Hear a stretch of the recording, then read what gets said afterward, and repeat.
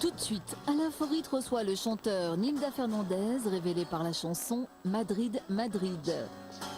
Madrid, Madrid, les choses que je pense sont À 6 ans, sa famille quitte la Catalogne pour s'installer dans la région lyonnaise.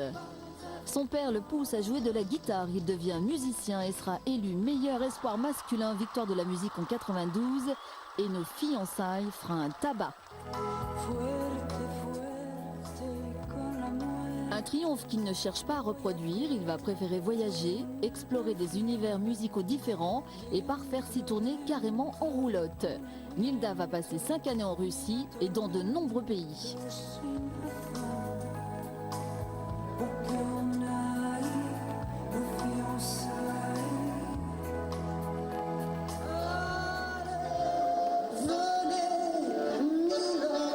Nilda chante avec tous ceux qui chantent dans le monde et laisse des empreintes sur ses livres au rythme de ses rencontres. Oui, les poètes troubadours existent encore. Nilda est un poète troubadour qui résiste au 21e siècle paillette. Artiste, inspiré, sincère, exigeant et voyageur, Nilda Fernandez a garé quelques instants sa roulotte chez nous avant de reprendre le chemin. la pluie de tous mes gros nuages. Quel soulagement pour mes rêves, tranquillité pour mon sang. Alors, welcome dans Déclic, Nilda Fernandez.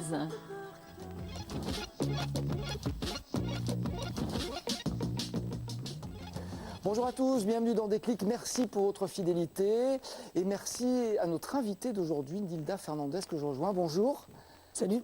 Quel plaisir de vous retrouver. C'est drôle parce qu'en général, c'est vous qui êtes là et c'est moi qui entre. Eh ben justement, on ne fait pas comme les Et autres. là, je vous accueille chez moi. Vous voyez, mon décor, il est Eh joli. ben, c'est tout à fait ce qu'on souhaitait, que vous vous sentiez chez vous et que je frappe à la porte et je viens vous voir. Nous, ça fait 18 ans qu'on ne s'est pas vus.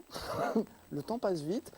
Mais ça fait à peu près 10 ans que les Français ne vous ont pas vu, on va dire, sur la scène médiatique, parce que ça ne vous a pas empêché de revenir au pays, puisque ça fait à peu près 10 ans que votre dernier album était sorti, même plus de 10 ans. Il y en avait en 2000 qui était un album de reprise, et puis il y a celui-ci qui vient de sortir, dont on va parler dans un moment. Alors, 10 années que vous avez passées à l'étranger, il paraît que vous avez quasiment subi un enlèvement. On est venu vous attraper pour vous emmener en Russie, j'exagère un peu. Ça s'est pas passé tout à fait comme ça, hein, vous en doutez. Disons que j'allais en Russie pour visiter Moscou. J'avais reçu une invitation, une amie qui vivait là-bas, russe. Et en arrivant, dès mon arrivée, c'est-à-dire le deuxième jour, un chanteur qui savait que j'étais là, par le téléphone russe, Boris Moïseïev, Boris Moïseïev. pour ceux qui connaissent les chanteurs russes. Ouais, ils ne sont pas nombreux. Et a voulu absolument que je reste plus longtemps, que je travaille avec lui. Et il m'a dit textuellement, ouvrez les guillemets, je veux faire de toi une star en Russie. Et naïvement, vous l'avez cru. Et je me suis dit, ce type, est-ce que je peux lui faire confiance Ah, quand même. J'ai un peu réfléchi, j'ai regardé son travail, il m'a filé des cassettes, c'était très très loin de mon univers à moi.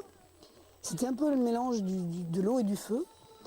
Ah, mais ça, parfois, ça donne de bons résultats. Mais c'était intéressant, c'était tentant. En tout cas, pour moi, il m'ouvrait les portes d'un presque un continent que je ne connaissais pas. Vous êtes quand même méfié, vous vous êtes dit, est-ce que ce type n'est pas complètement fou? Ça me rassure, vous soyez un peu renseigné avant. Non, j'ai surtout, je me suis demandé vers quoi j'allais, parce que j'abandonnais un contrat discographique ici. Et vous aviez prévu de faire un nouvel album, c'était avec Sony, je crois, à l'époque. Oui, Sony voulait que je fasse un nouvel album, j'ai traîné pendant quelques mois, et puis, au bout du compte, j'ai choisi la Russie. Parce que ça ne se présente pas deux fois comme ça, un truc. Alors effectivement, vous y êtes resté 5 ans, vous avez bien approché, on peut le dire, le peuple russe, vous avez franchi je ne sais combien de milliers de kilomètres pour aller chanter un petit peu partout. Alors j'ai lu quelque part qu'on vous appelait le hooligan là-bas, est-ce que c'est vrai? Hooligan, c'est un mot qui est hooligan. Hein. Oui, voilà, qui n'a pas le même sens que chez nous. Hooligan. Non, un hooligan, là-bas, depuis l'époque soviétique, c'est un peu à l'époque soviétique, c'est un contre-révolutionnaire, mais c'est presque un bandit, un voyou, quoi. Ouais. Et j'étais hooligan. Vous aviez des protections parce que vous osiez dire non quand on voulait vous faire dire oui, c'est un peu ça. Eh oui, oui, oui. Alors, J'imagine que la vie là-bas n'est pas simple parce que c'est un petit peu à l'opposé de ce qu'on vit chez nous. C'est une autre culture à appréhender. Vous y êtes fait vite ou pas? J'ai trouvé, d'abord quand je suis arrivée, que j'ai pris le métro moscovite, en dehors de l'architecture qui est magnifique, j'ai vu les trains et ça m'a rappelé quelque chose, une réminiscence ancienne, et je me suis souvenu, en remontant mes souvenirs, que les trains du métro, enfin le métro barcelonais, en ce qui concerne les trains, quoi, les voitures, Où vous êtes né, c'est où je suis née, étaient achetés à l'Union soviétique, à Staline, en 1930 et quelques, et que moi, toute mon enfance, je l'ai roulé dans le métro moscovite sans le savoir. Alors la connexion oui. était rapide. Vous êtes dit, ça c'est peut-être un signe, finalement. Entre autres, oui. Vous n'êtes pas senti complètement dépaysé. Ben non, le métro m'a accueilli. Maintenant, à Barcelone, ils ont refait toutes les voitures de métro. C'est plus le même. Mais à Moscou, elles sont telles quelles, quoi. Alors dites-moi, est-ce qu'il a tenu sa promesse, ce Boris Moïseïev? Est-ce qu'il a fait une star de vous en Russie ou pas complètement? Si, il a été quand même quelqu'un qui m'a ouvert une porte. Bon, il l'a fait pour lui, hein, par pur Il était un égocentrisme. peu intéressé. Par pur intérêt, parce qu'à un moment, il s'est donné une image internationale. En plus, il aimait bien ce que je faisais. Et dans ses spectacles, il chantait pas, mais il mettait en scène et en chorégraphie une de mes chansons. C'est-à-dire que dans ses spectacles, moi je chantais, j'étais pas là, il mettait ma chanson, et son groupe de danseurs dansait. Et il était persuadé que moi j'étais une fille quand il m'a vu. Il était déçu. Et en plus, une de ses... Non, parce que c'était pas de ses tendances, donc ça va. Mais en plus, une de ces danseuses, donc une danseuse qui dansait cette chorégraphie, son nom d'artiste son pseudonyme, c'était Nilda Fernandez. Elle s'appelait comme ça. Nilda Fernandez, Ouais. ouais. Donc je suis arrivée et je me suis souvenue, quelques mois après l'avoir rencontrée, avoir commencé à vivre en Russie, que dans les années 90, quelqu'un m'avait dit, tu sais qu'il y a un chanteur russe ou un danseur russe, m'avait dit, un danseur, qui danse sur une de tes chansons. Je ne sais plus où ni qui m'a dit ça, mais ça m'est revenu. Et il m'est revenu aussi la question que je me suis posée, mais comment je le retrouve, moi, ce type? J'aimerais bien savoir. Ça avait excité ma curiosité dans les années 90. Et donc ça Et ressurgit sans le comme savoir, ça. je l'ai trouvé, ce type. Alors là-bas, C'est la drôle, hein. vie, j'imagine que c'est pas du tout ce qu'on imagine ici. Vous nous confirmez que tout se règle à la Kalachnikov là-bas. Non, pas tout, non. Non, mais non, c'est pas tout, mais il y a mais quand même des choses... Il y a des si vous règles à voulez, connaître, on va dire. Il y a des règles. Une fois, j'avais des photocopies à faire à côté de chez moi. Et il y avait une boîte de photocopie avec plein de machines de photocopie. J'entre et je sens une drôle d'ambiance. Il me dit non, il n'y avait pas de clients, il y avait un employé au lieu de 10 qui officiait là. Et l'ambiance, non, mais attendez, on va vous les faire. Oui. Qu'est-ce qui se passe? Et tout à coup, je vois arriver un type comme ça, tu sais, genre... bon, Ça rigole hein, pas. avec deux gardes du corps qui rentraient dans le magasin, armés, tous. Et là, j'ai compris que c'était le recouvrement des impayés.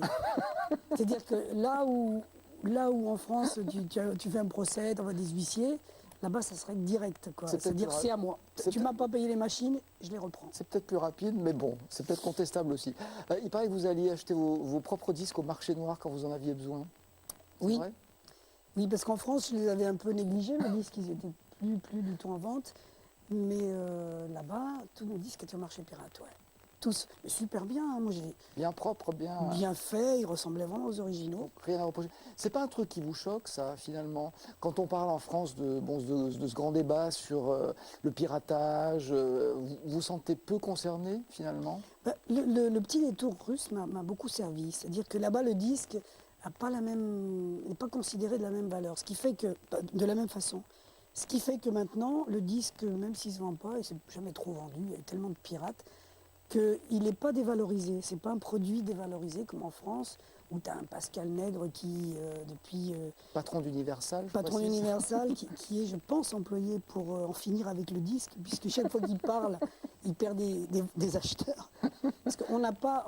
comment voulez-vous que quelqu'un se dise « je vais acheter un produit qui ne se vend pas ». C'est-à-dire que on dit « le disque ne se vend pas, le disque ne se vend pas », les gens disent bah, « je ne vais pas l'acheter alors, parce que c'est un truc qui perd ». Donc, le disque, l'album, qui est une œuvre de création pure, enfin, dans mon cas, c'est en tout cas comme ça que j'essaie de le faire, une proposition d'œuvre qui vous accompagne. Moi, je continue à la faire de la même manière, quoi. Je me dis, il y a les meubles de Syrie. Mon père avait travaillé comme Il sculpteur. était sculpteur, votre père, oui. Et il faisait des pièces uniques ici à Lyon. Et un jour, il a pensé qu'il allait gagner plus à Toulouse. Il y avait une annonce. Et on est tous partis là-bas, dans les régions de Cahors, pour faire des meubles en Syrie. Ben, on est vite revenus parce que mon père, c'était terrible. Donc moi, je suis du côté de la pièce unique. De l'artisan. Ouais. Effectivement, un artiste, c'est ça, c'est quelqu'un qui, surtout un chanteur, c'est quelqu'un qui va chanter devant des gens. Le disque, à la limite, c'est accessoire. On lui a donné beaucoup d'importance, beaucoup trop peut-être. Ben, il en a pris puisque il est que c'est devenu une une affaire de gros source sous. énorme. Oui, et puis bon, il y a des gens qui ont gagné beaucoup d'argent. Mais vous savez, l'industrie du disque, au plus fort de ses revenus, on m'a dit qu'elle représentait le chiffre d'affaires des Galeries Lafayette. Donc ça va, quoi. On reste. Mais bon, c'est une industrie qui parle beaucoup, qui se montre beaucoup, donc elle a l'impression d'être importante, mais sur le plan économique, elle ne l'est pas. Vous parliez de votre père, et plus globalement de vos parents. Ils sont venus s'installer en France. Vous aviez, Nathalie l'a dit tout à l'heure dans ce petit portrait, entre 6 et 7 ans, je crois. Ils ont fui le franquisme ou ils sont venus en France pour d'autres raisons? C'était pas des réfugiés politiques, c'était plus le moment, mais ils ont fui la conséquence économique de la guerre, et parce qu'on ne s'en sortait pas. Mon père travaillait beaucoup, on n'arrivait même pas à vivre chez nous, on vivait chez les grands-parents, alternativement, maternelle, paternelle. Vous vous souvenez de votre premier souvenir en arrivant en France, dans la région lyonnaise, puisque vous avez vécu à Villeurbanne, vous êtes arrivé à Villeurbanne? Je me souviens du départ de la station de Francia à Barcelone. Après, le voyage a duré tellement longtemps on a traversé toute l'Espagne pour aller jusqu'au Pays Basque et refaire le. Je me souviens qu'on était sur le quai du train qui partait de Hendaye vers Genève et qui passait par Lyon. Et mon père, qui faisait les formalités administratives à la douane, à la frontière, service d'immigration, nous dit allez chercher le train de Ginebra. Alors on cherchait tous Ginebra, Ginebra, Ginebra.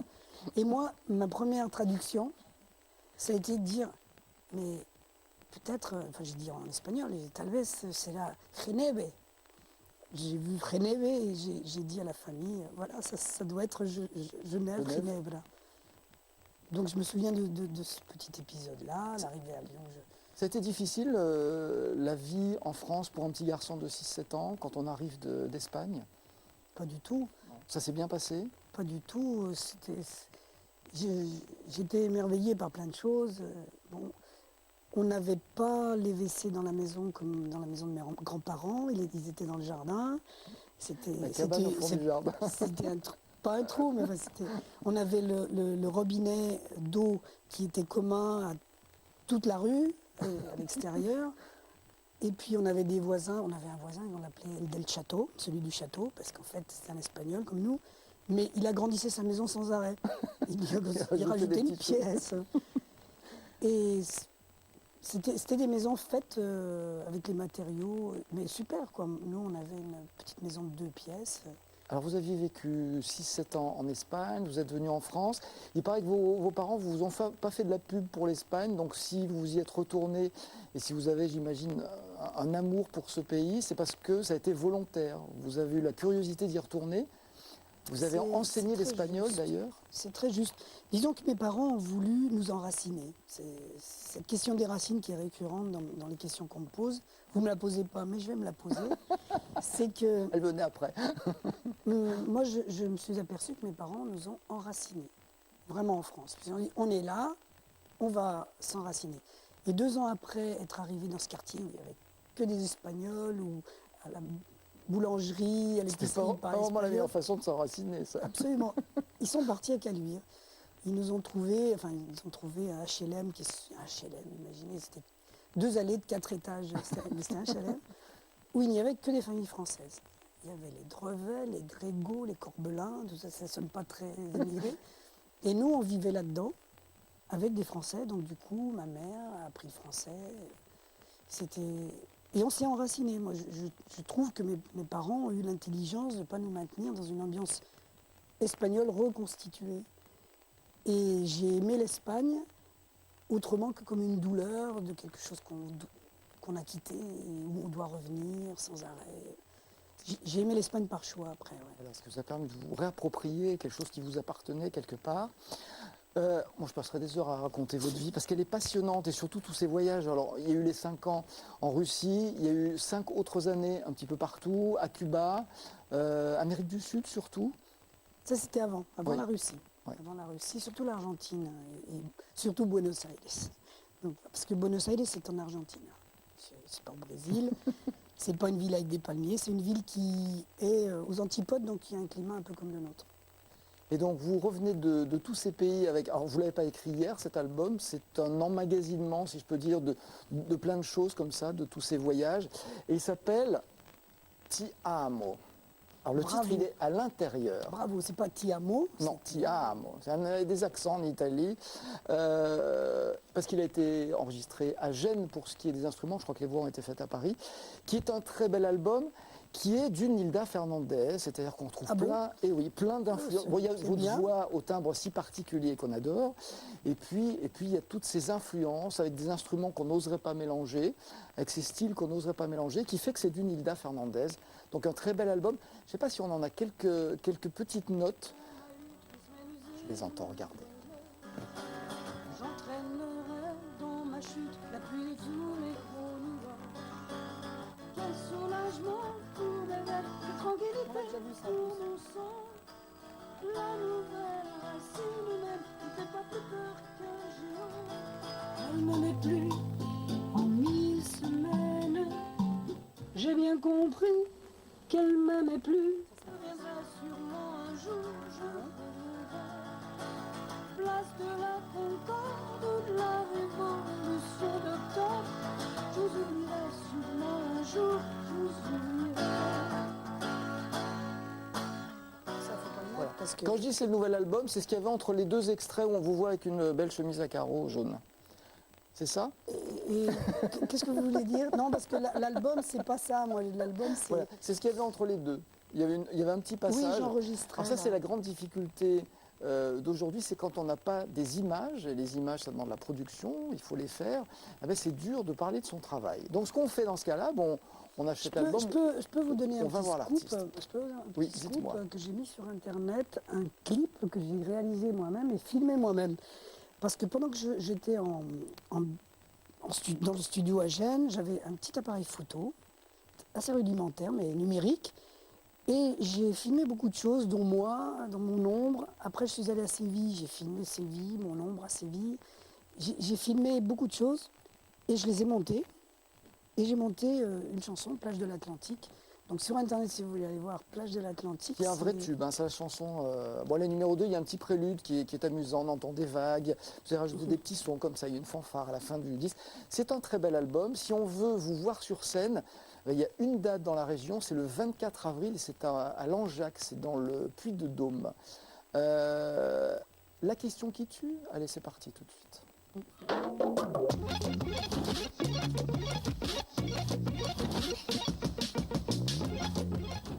Alors la question qui tue, c'est en deux parties. J'allais vous demander si vous n'avez pas assez ras-le-bol qu'on parle de votre voix au perché. Moi je dis qu'elle a un timbre particulier. Ça vous a saoulé, ça ou pas? Non. Bon, c'est fait, on n'en parle plus. Est-ce que vous pouvez nous redonner une petite mesure de nos fiançailles a cappella? Une fois dans la rue, quelqu'un m'a demandé ça. Je trouve que parfois les gens ils exagèrent quoi. Alors ils te reconnaissent et puis ils disent mais attendez, enfin à Poitiers ils disent dites-moi une chanson là de vous comment déjà, vous voulez pas m'en chanter? Alors on décline, on essaye que la personne s'en sorte bien en disant mais non. Vous voyez. Et l'autre jour ça m'a gonflé, j'ai dit oui je vais vous la chanter. Et j'ai sorti sur le trottoir, j'ai sorti à pleine voix la chanson. Et là il dit oui ça va, oui je me souviens. Non. Juste une ivresse pour que l'on cesse. Non, je vais dire le poème de la fin, hein, parce que c'est pas chanté. À la mi-juillet, quand on soupire aux portes, quand le cœur nous emporte et qu'on a mal aux reins, et qu'on se dit que rien n'est aussi prestigieux que les semaines et jeux, quand on se dit peut-être ce que l'on voudrait être juste au-dessus des règles, quand on se dit qu'on peut être un aigle. C'était une très belle chanson. Merci pour ce petit moment. Le déclic du coin, c'est tout de suite, je vous propose.